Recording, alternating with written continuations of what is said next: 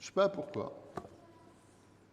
Mais c'est une saison dans laquelle le Seigneur il nous parle de la porte, c'est l'année de la porte, c'est l'année où il veut ouvrir des portes.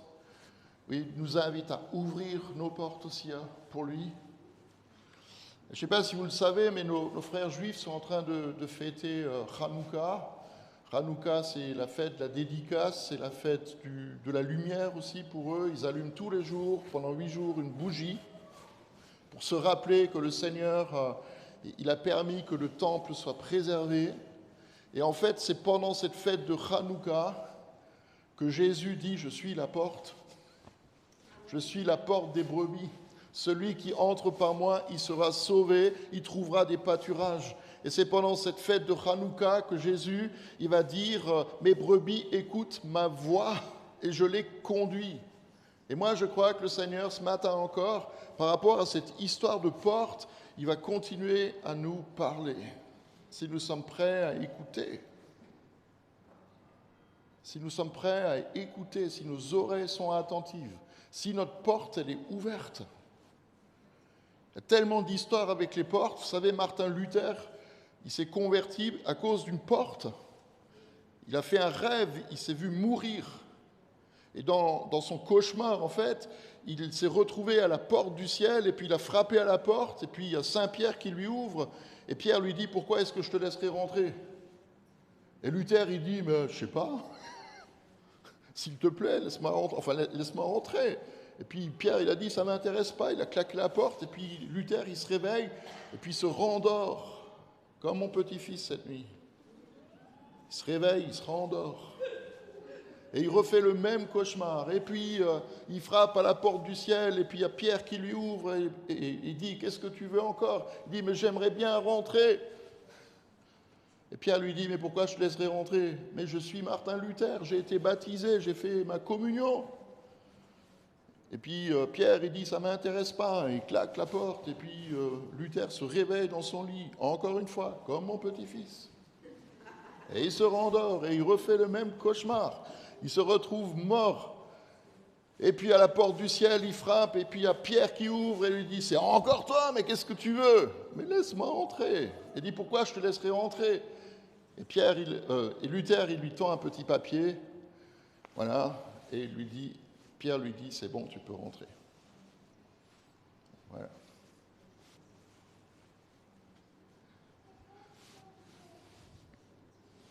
Ça me rappelle une autre histoire de 2 voleuses qui se font tuer après un cambriolage raté, et puis elles meurent.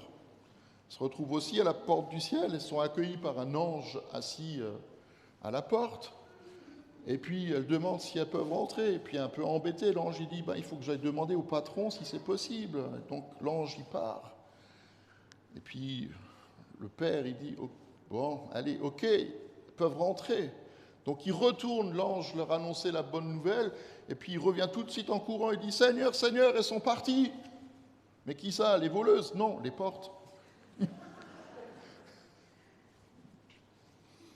Bon, mon petit quart d'heure, ma petite minute. Je voudrais vous lire le texte qu'on va lire dans quelques instants, mais il faut que nous gardions cette image de la porte dans notre tête et dans nos cœurs. Parce que le Seigneur, il a beaucoup de choses à nous dire par rapport à la porte, par rapport à l'église aussi. Vous savez, j'ai ouvert beaucoup de portes d'église dans ma vie. Le premier souvenir que j'ai, alors je suis un peu gêné de le dire, mais il faut quand même que je le dise. Le premier souvenir que j'ai de porte que j'ai franchie d'une église, c'était la cathédrale d'Orléans, où habitait ma tante. Et puis, je devais avoir 6 ans, 7 ans. Et on ressort, on visite la cathédrale, c'est une très jolie cathédrale. Et puis, on ressort de la cathédrale, on prend la voiture. Et puis, mes parents, ils disent « C'est bizarre, ça pue. Ça pue, ça pue, ça pue. » Et en fait, je m'étais lavé les mains dans le bénitier. Et les parents, ils ont senti, et m'ont dit « Mais qu'est-ce que tu as fait ?» J'ai dit « J'ai fait comme tout le monde se lavait les mains quand il rentrait à l'église. » Donc j'ai fait pareil. La porte d'une église. Il y a des portes que je peux ouvrir. C'est la porte de mon cœur. On peut ouvrir la porte de cette église. Mais il y a une chose que je ne peux pas ouvrir, c'est la porte de vos cœurs. Et moi, je voudrais juste qu'on prie quelques instants, juste qu'on demande au Saint-Esprit qui vienne au milieu de nous et qui vienne ouvrir la porte de notre cœur, qui vienne toucher en nous ce qui a besoin de l'être, pour que nous recevions ce que le Seigneur veut nous donner.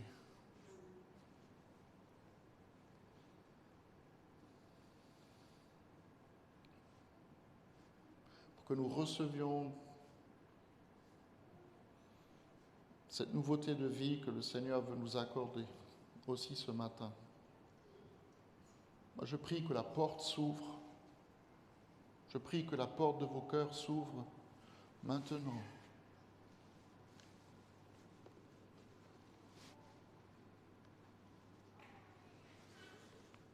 Nous ouvrions les portes de nos cœurs et qu'il fasse son entrée. Amen. Vous savez, les portes de nos cœurs lui tiennent à cœur. Souvent, je relis le Fils prodigue. Et souvent, je vois le Père qui attend derrière la porte son Fils qui est parti pour qu'il revienne.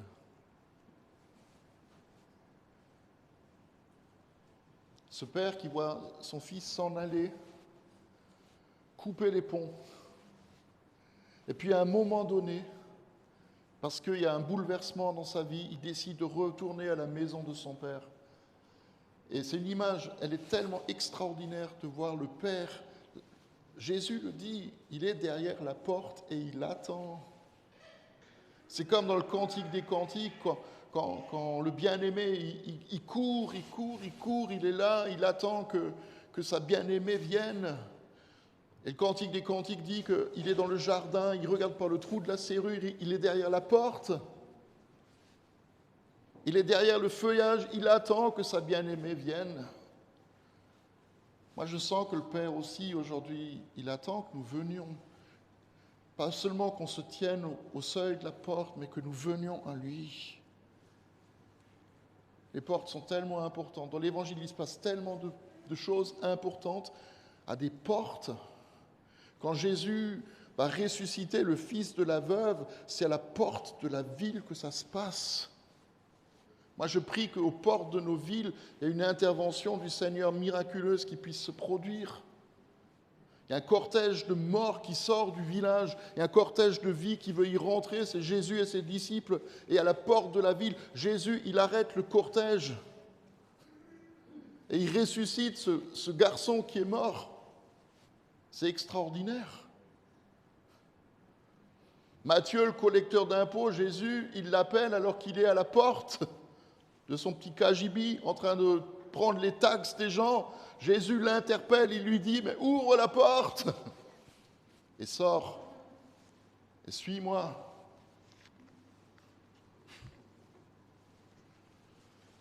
Jésus qui est la porte des brebis.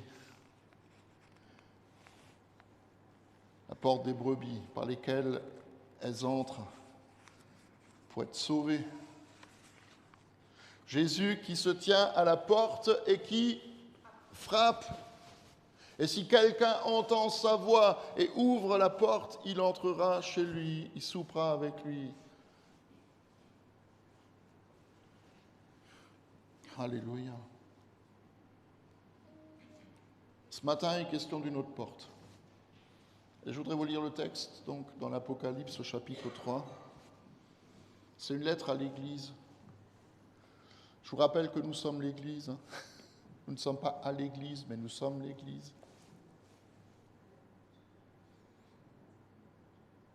Écrit à l'ange de l'Église de Philadelphie, voilà ce que dit le Saint, le véritable, celui qui a la clé,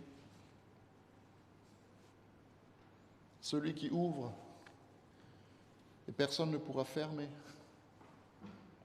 Celui qui ferme et personne ne pourra ouvrir. Je connais tes œuvres. Voici, j'ai mis devant toi une porte ouverte. Écoutez, j'ai mis devant toi une porte ouverte que personne ne peut plus refermer. Parce que tu as peu de puissance et que tu as gardé ma parole, que tu n'as pas renié mon nom.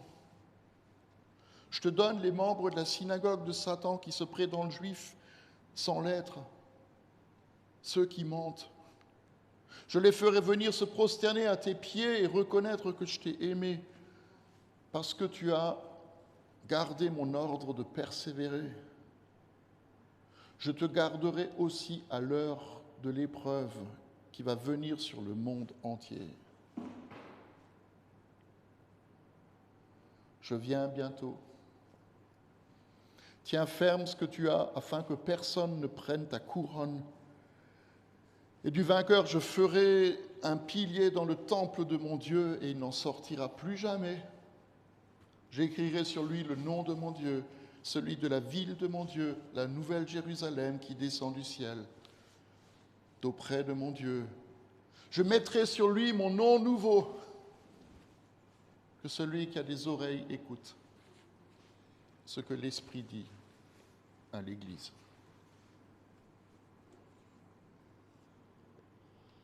Il y a une différence avec cette porte, l'Apocalypse, c'est que cette porte, elle n'est pas ouverte vers lui, la porte du salut. Ce n'est pas non plus une porte qui est ouverte pour lui, quand il frappe à la porte et qu'il vienne s'installer chez nous, mais c'est une porte qui est ouverte par lui, pour nous, pour que nous entrions dans une nouvelle dimension de sa présence, chez nous, à la maison, mais aussi ici, dans ce lieu, dans ce bâtiment, dans cette église. Que dans nos cultes et nos rencontres, nous vivions cette réalité que Dieu veut se montrer, que la porte, elle est ouverte et qu'elle ne sera plus jamais fermée. Qu'il y a des allers-retours possibles entre le ciel et la terre. Ça va même tellement loin qu'il promet en Matthieu, Jésus, que même les portes de l'enfer ne pourront rien contre elle. Une porte pour les nouvelles occasions, une nouvelle mission peut-être, une nouvelle puissance sans doute. Parfois je me pose la question, est-ce qu'on en a besoin? Moi je réponds oui, oui, oui, oui, oui, oui, oui. On en a besoin. On en a besoin. Mais cette porte, elle ne s'ouvre qu'à certaines conditions. Et Jésus le dit à l'Église. La première, c'est garder sa parole. Garder sa parole, c'est suivre, c'est écouter, c'est obéir. C'est pas la déformer comme certains le font. Et même si c'est juste une image, un langage qui est un peu imagé, quand il parle des membres de la synagogue de Satan et de ceux qui en font partie, c'est une image qui doit nous interpeller. La synagogue, ce n'est pas juste un lieu où on se rassemble pour célébrer un culte. La synagogue, c'est aussi un lieu où on partage la parole. Ça veut dire que même dans les églises, on peut conduire le peuple de Dieu dans l'erreur.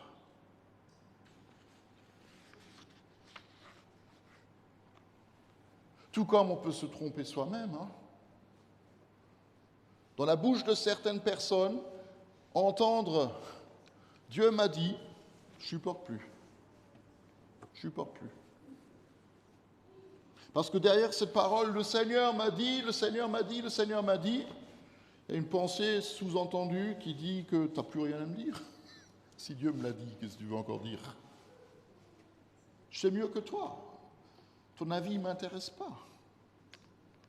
Et ça, c'est valable pour les personnes, mais c'est aussi valable pour beaucoup d'églises qui en arrivent à se mépriser les unes les autres. Moi, j'ai la vérité. Vous avez tort. La deuxième condition, c'est ne pas le renier. Ce n'est pas juste faire demi-tour et dire que tout ce qu'on a vécu avec le Seigneur n'a plus de valeur ou même n'a jamais existé. Moi, je reconnais des gens qui sont comme ça. C'est même pas qu'ils sont plus croyants, c'est juste que leur foi, elle a été étouffée par un tas de choses.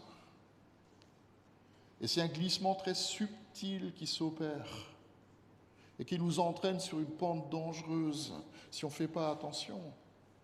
Mais ne pas le renier, c'est aussi ne pas faire de compromis, c'est rester dans l'obéissance, non pas des hommes, ou d'un homme ou d'une femme, mais de celle du Seigneur. Et la question parfois, c'est est-ce que moi j'accepte de me laisser remettre en question et de me laisser corriger si quelque chose m'interpelle ou me dérange. La troisième chose, c'est qu'il faut apprendre à endurer les difficultés. Moi, je n'ai pas besoin de vous faire un dessin. Il y en a beaucoup d'entre nous qui savent ce que ça veut dire. Je l'ai dit la semaine dernière, le monde, il ne va pas bien. Et quand on écoute ce que Jésus annonce, et quand on écoute ce que l'Apocalypse nous dit, ça ne va pas s'arranger. Pas du tout. Mais est-ce que nous prions pour que ça change? Ou bien est-ce qu'on est assis là en train de se dire, de toute façon, on ne peut rien y faire, advienne que pourra? Moi, j'attends le retour du Seigneur. Oui, j'attends le retour du Seigneur, mais avant qu'il revienne, j'attends aussi qu'il vienne réveiller le monde, avant qu'il soit trop tard. Et même si l'Église, elle offre parfois une image désastreuse, je ne peux pas dire autrement, au monde d'aujourd'hui, est-ce que nous prions pour que le visage de l'Église change? Cette porte que Jésus ouvre, elle ne va pas s'ouvrir parce qu'on a un bon message ou parce qu'on a un bon programme ou qu'on a un beau bâtiment, mais elle va s'ouvrir parce que nous sommes fidèles. Fidèles. Fidèles. Jésus, dans la parabole des talents, qui parle des temps de la fin, il parle de ça. Il dit, c'est bien, bon et fidèle serviteur, tu as été fidèle en peu de choses. Mais entre dans la joie de ton maître. Entre dans la joie de ton maître. Moi, je regarde parfois notre Église et je me dis, qu'est-ce que nous, on peut faire pour changer le monde? Extérieurement, pas grand-chose. C'est vrai. Et le Seigneur, il nous invite juste à cette fidélité, à écouter la parole, à ne pas le renier, ne pas retourner en arrière. Même si on est insignifiant. Parce que je crois que c'est dans l'humilité, la soumission et la fidélité que le Seigneur se révèle. Et puis il faut rajouter quelque chose, je terminerai avec ça, pour que la porte reste ouverte. L'église à laquelle Jésus parle, ce n'est pas n'importe quelle église. Philadelphia. Philadelphia, ce n'est pas juste le nom d'un fromage pour faire du cheesecake. Je ne sais pas, j'ai rien fait. Voilà. Donc je répète, Philadelphia, ce n'est pas juste le nom d'un fromage pour faire un cheesecake.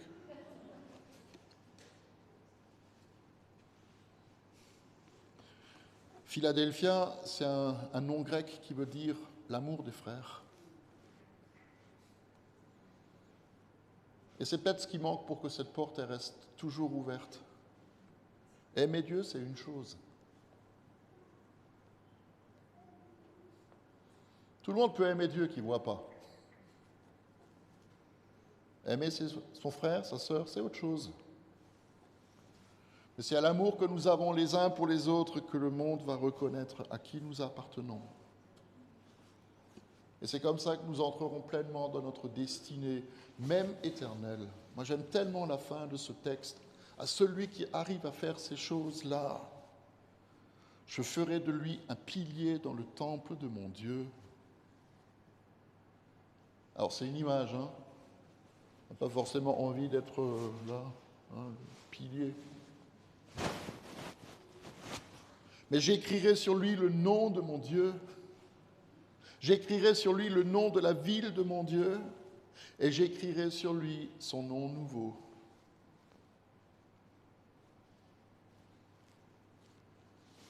Je pense juste à Evelyne qui est là. Je crois que j'ai une fois prêché sur ce texte. C'est notre nouvelle adresse postale. Notre nouveau nom, nouvelle adresse, la ville de Dieu, la Nouvelle Jérusalem. C'est là où un jour, nous serons, parce que la porte, elle est ouverte. Amen.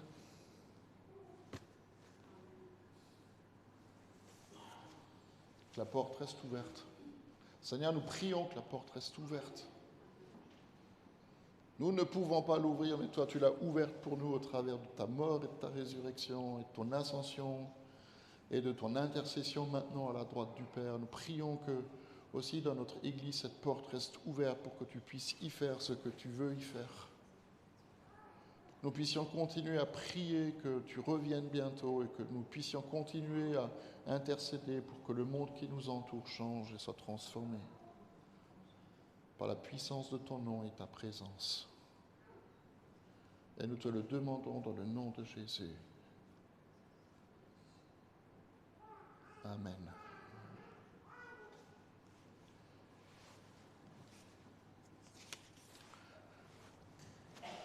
Nous allons chanter Majesté, me